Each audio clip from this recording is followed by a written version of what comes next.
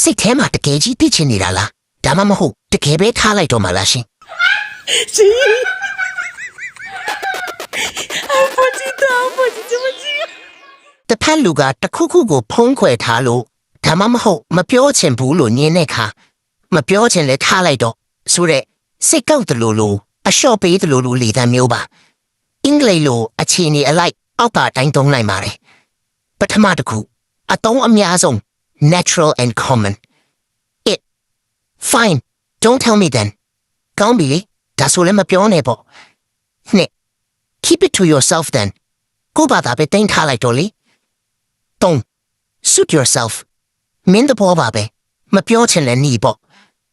ဒုတိယတစ်ခုတူတုံနဲ့ပြက်ပြက်သားသား short and blunt it whatever ဘာပဲဖြစ်ဖြစ်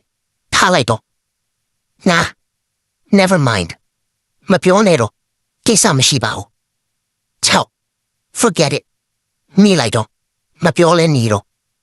တတိယတစ်ခုနည်းနည်းစိတ်ကောက်တဲ့လေတံမျိုး a bit sassy sulky it fine by me နားတော့အဆင်ပြေပါတယ်မပြောလဲရတယ် shit have it your way မင်းအလိုအတိုင်းသာလုပ်တော့မပြောလဲနေတော့ go it's okay you don't have to tell me ရပါတယ်မပြောလဲရပါတယ် just say I don't really care anyway ဘာပဲဖြစ်ဖြစ်နာတိတ်စိတ်မဝင်စားပါဘူးဘယ်ဟာတော့မလဲ